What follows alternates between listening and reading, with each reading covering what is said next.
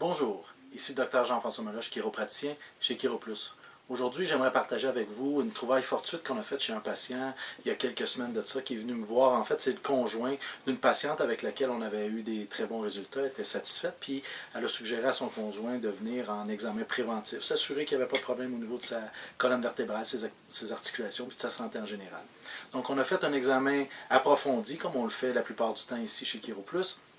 Et puis on a fait une trouvaille fortuite qui va peut-être lui sauver la vie parce que ce patient-là, j'ai pas accepté sa condition, je l'ai référé en médical pour faire de l'investigation. Il est présentement à rencontrer un neurologue, un neurochirurgien, des orthopédistes pour voir qu'est-ce qu'on va faire avec la trouvaille que j'ai faite, qui se trouve à être une instabilité des hautes cervicales.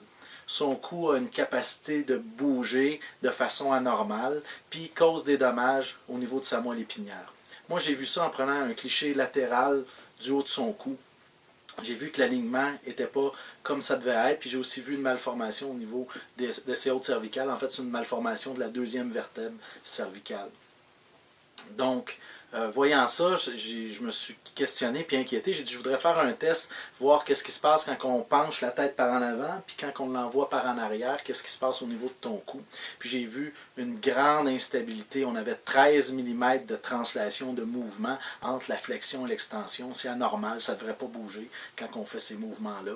Donc, on peut s'imaginer que s'il y avait un accident de voiture ou une poussée ou une chute, ça pourrait vraiment causer des dommages. Puis en fait, il y en a malheureusement des dommages qui ont commencé, bien qu'il ne savait pas, qu'il ne vivait pas vraiment de symptômes.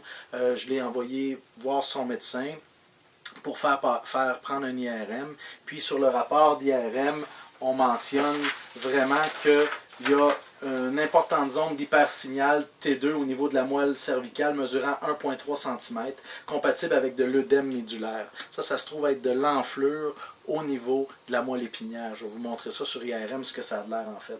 Puis que le canal spinal, qui est le trou dans lequel voyage la moelle épinière, est fortement sténosé à cet endroit. Sténosé, ça veut dire rapetissé, rétréci. Donc il est sténosé quand il a la tête droite, puis en plus quand il penche la tête, ça vient se fermer encore plus. Donc ça a commencé à créer des problèmes parce que la moelle épinière est déformée et prend une configuration en U. Donc on ne veut pas ça, la moelle épinière, on veut qu'elle soit libre de pression, bien libre dans son canal spinal. Donc, évidemment, le radiologiste, quand il a vu ça, il a écrit, étant donné cette importance anomalie et la possibilité d'une instabilité, d'une manipulation cervicale serait à proscrire jusqu'à nouvel ordre. Une consultation en neurochirurgie, en neurologie est conseillée. Puis je suis tout à fait d'accord avec lui, c'est la démarche que j'avais entreprise. Donc, ce patient-là, on va transformer sa vie de façon importante. C'est entre les mains de la médecine maintenant de voir qu'est-ce qu'ils ont à lui offrir. Mais en étant conscient de ça, déjà, il a modifié certains comportements. Et puis, il y a certaines activités à risque qui évite présentement. Puis, on va voir comment que ça va évoluer.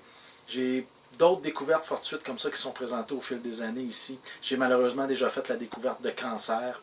Puis on a pu aider les gens à se diriger vers le bon endroit parce que là, les douleurs qu'ils vivaient, ben, ils pensaient que c'était une bursite. C'était pas une bursite, c'est malheureusement un cancer osseux. J'ai eu aussi une patiente de façon tout à fait fortuite. On a découvert un anévrisme de la aorte abdominale qui se trouve être un gonflement de l'artère. Et puis, quand j'ai vu ça sur radiographie, j'ai demandé à une investigation médicale. Elle a été opérée d'urgence. Puis le chirurgien vasculaire lui a demandé à son réveil, comment, madame, vous avez fait pour savoir que vous aviez ce problème-là? Ben, elle dit, c'est mon chiropraticien qui a vu ça sur les radiographies. Ben, elle dit, ben, vous direz à votre chiropraticien qui vous a sauvé la vie. Parce que votre anévrisme était important, puis était à haut risque de rupturer, puis vous seriez probablement mort d'une hémorragie interne. Donc, on change des vies à tous les jours ici à la clinique. La plupart du temps, c'est en les aidant, en leur donnant des exercices, en changeant leurs habitudes de vie, en faisant des ajustements chiropratiques. Mais parfois, c'est juste en découvrant des anomalies qui relèvent de la médecine ou d'autres professionnels.